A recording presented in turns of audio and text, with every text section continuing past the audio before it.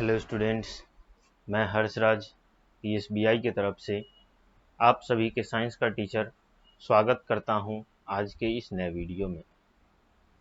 आज के क्लास में हम लोग फैट के बारे में बात करने वाले हैं, जिसको हम लोग हिंदी में वसा बोलते हैं। और ये फैट जो है वो हमारा एक न्यूट्रिएंट्स है। आई बात समझ में? तो चलिए आज का क्लास शुरू करने से पहले हम लोग एक बार पिछले क्लास की तरफ रुख करते हैं। तो पिछले क्लास में हम लोगों ने कार्बोहाइड्रेट के बारे में पढ़ा था। किसके बारे में पढ़ा था? तो कार्बोहाइड्रेट के बारे में पढ़ा था। इसमें हम लोगों ने जाना था कि कार्बोहाइड्रेट जो होता है वह क्या देता है हमें? तो एनर्जी देता है। ठीक है, कार्बोहाइड्रेट जो है वो हमें क्या देता है? एनर्जी देता है। और इस एनर्जी का यूज हम लोग काम करने के लिए करते हैं। Use to do work. हम लोग इस कार्बोहाइड्रेट से मिले हुए एनर्जी का यूज हम लोग काम करने के लिए करते हैं। ठीक है, अब कार्बोहाइड्रेट पाया किस में जाता है? तो कार्बोहाइड्रेट जो है वह पाया जाता है शुगर और स्टार्च वाले भोजन में।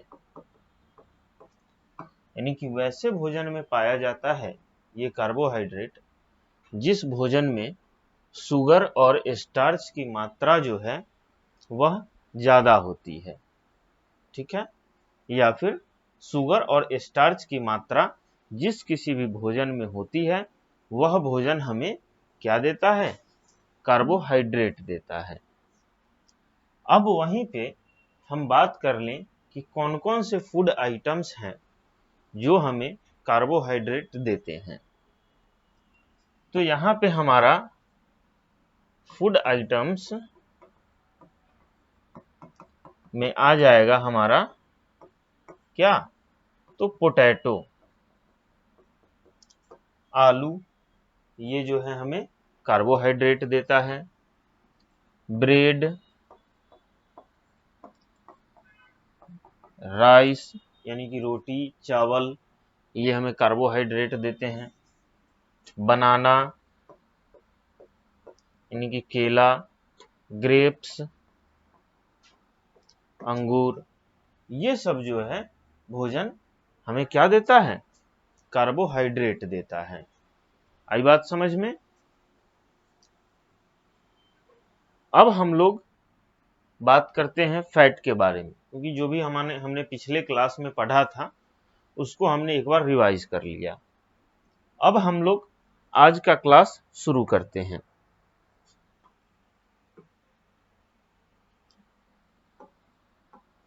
तो आज का क्लास हमारा शुरू होता है फैट से। ठीक है, फैट जो है हमारा एक न्यूट्रिएंट्स है जिसे हिंदी में हम लोग क्या बोलते हैं? वसा बोलते हैं। हिंदी में फैट को हम लोग वसा बोलते हैं। और ये फैट जो है हमें कहाँ से मिलता है? तो ऑयली फूड से, यानी कि वैसा भोजन जो ज्यादा तैलीय होता है उस भोजन से हमें फैट मिलता है। चलिए देखते हैं इसमें क्या लिखता है। They provide us with twice as much energy as carbohydrate. अब ये फैट जो है वह क्या करता है? हमें कार्बोहाइड्रेट से कहीं ज्यादा एनर्जी प्रोवाइड करता है। ठीक है, क्या करता है? ये फैट जो है वो हमें एनर्जी प्रोवाइड करता है। Provide energy. ठीक है, प्रोवाइड एनर्जी। फैट तो हमें एनर्जी देता है, लेकिन साथ ही साथ एनर्जी हमें कौन देता है? कार्बोहाइड्रेट भी देता है।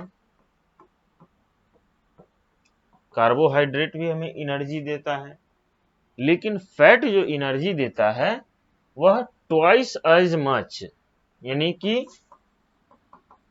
ट्वाइस एज मच कार्बोहाइड्रेट,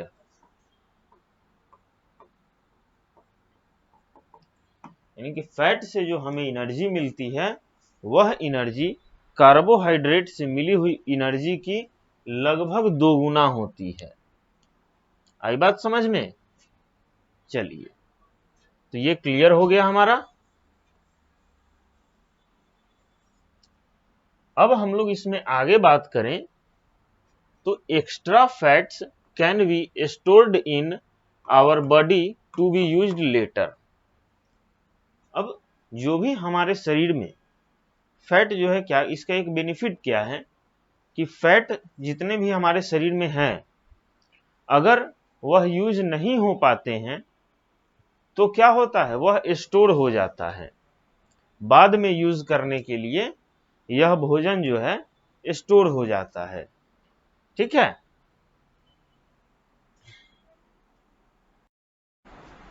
लेकिन कार्बोहाइड्रेट में जो क्या है, ऐसा नहीं था। फैट का जो एनर्जी हमें मिलती है फैट से, वह क्या होता है, अनयूज्ड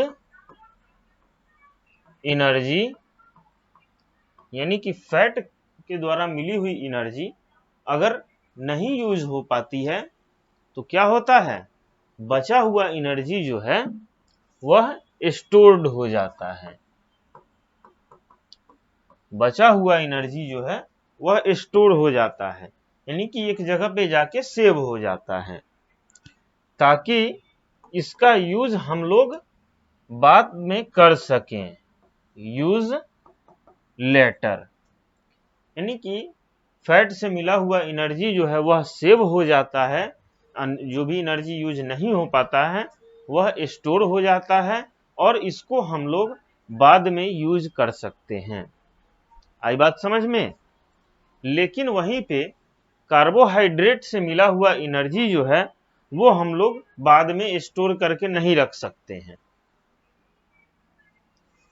आगे देखते हैं, butter, ghee and nuts are rich source of fats. अब हम लोग बात कर लेते हैं कि फैट हमें किन किन भोजन से मिलता है। तो फैट जो है वो हमें मिलता है घी से, जो भी हम लोग घी इस्तेमाल करते हैं उससे मिलता है फैट हमें, बटर से मिलता है, और क्या है, नट्स से मिलता है। बेसिकली इन सभी फूड आइटम्स से जो है फैट हमें मिलते हैं। ठीक है, अब यहां तक हमारा क्लियर है। आगे देखते हैं,